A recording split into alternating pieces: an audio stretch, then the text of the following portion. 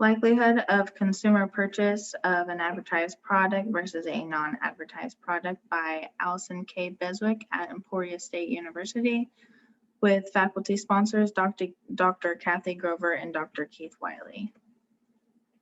In my past research, I found that when a face is present and they're making direct eye contact, it has more of an influence on the consumer's decision to purchase a product in a way that it makes them want to buy it more. A familiar face, such as a celebrity, will generate more of an influence towards the brand and product to be sold. And emotional advertising creates a connection between both the consumer and the brand or product at hand. An example of this would be the animal shelter advertisement. My prediction or my hypothesis for this research is if a group of participants are shown a video advertisement, then they are more likely to purchase the advertised product than a group of participants who were only given a written paragraph explaining that same product. My participants included 31 individuals from an undergraduate psychology courses in the fall of 2019 at Emporia State University. The statistics that I found for age is that I had a mean of 18.42.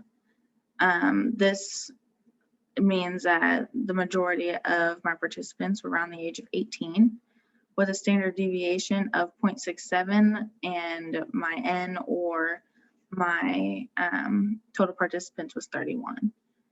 For gender, we had 22 women participants, 8 men participants, and 1 who selected other. For class, we had a majority of freshmen with 25 and 3 sophomores with 3 juniors. These were all pulled from the psychology research participant pool within Canvas. And then my ESU IRB approval number is 21012. My materials include both of the advertisements, one being the written advertisement. The written advertisement says, this is a Google product. It is in Google Files for Samsung phones. It detects dirt and grime on the outside of the phone from inside Google Files software. This requires no more spraying or wiping of your screen. Your Google Files does it all for you. Download and make an account with Google Files now to keep your phone clean inside and out. The written advertisement in comparison to the video has all of the exact same information. The only thing that is different with it is that it shows images and bright colors, and it uses more of a persuasive tone of voice than this written paragraph does. Everything else in my materials, I had a survey, and within the survey, I had 12 Likert scale items. This, for an example, this would be a quote of, I will buy the product in the advertisement I have just seen. The participant is to select 1 through 7, 1 being strongly disagree and 7 being strongly agree. It also included 1 short answer question for participant demographic items, which include age, gender, class, and race/ethnicity. It also included 2 yes/no items, for example, I do my own shopping. For my design, I used 2-group independent experimental design. For my independent variable, it was the type of advertisement, which both included the written and the video advertisement. My dependent variable included whether or not the consumer decided to make the purchase on the product. For my procedure, within my Qualtrics online account, I included an informed consent form that all participants are to sign and consent to in order to take the survey and continue with the research. Then they are then led to a random assignment of whether they will see the written advertisement or they will view the video advertisement. Then after reviewing both of whether the written advertisement or the video advertisement, they are taken to the participant survey where they are then to answer a series of questions that are relating to advertisements in some way. and then they are taken to the debriefing statement, and which concludes the experiment. For my results of I will buy the product in the advertisement I have just seen, talking descriptive statistics, within the written advertisement group, I found that a mean of 2.71 individuals would purchase the advertisement with a standard deviation of 1.21, with 17 individuals who were randomly assigned to this group. In comparison to the video advertisement group, with a mean of 2.21 individuals who would purchase a product with a standard deviation of 1.21, just as the written advertisement group, and in the video advertisement group, we had 14 participants randomly assigned. For inferential statistics, we used the t-test for independent groups, but we found no significant difference between the two groups because we had a t of 29 that equaled negative 1.16 and p equals 0.26. Here we see the graph which shows that we had more people choose to buy the product after viewing the written advertisement in comparison to the video advertisement. And then the arrow bars just above in the middle of each of those bars, this shows a standard deviation for each, which both equaled the same thing. For my conclusion, we found that the willingness to buy the product was similar for both groups that saw the video or the written advertisement.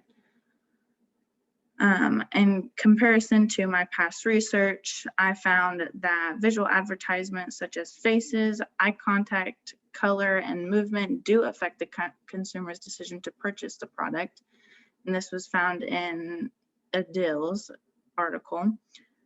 And this contradicted with what we found because this article is saying that with everything that the advertisement included in it, we should see a significant difference in people wanting to buy the product after viewing the video advertisement, which is something that we did not find since they were both similar.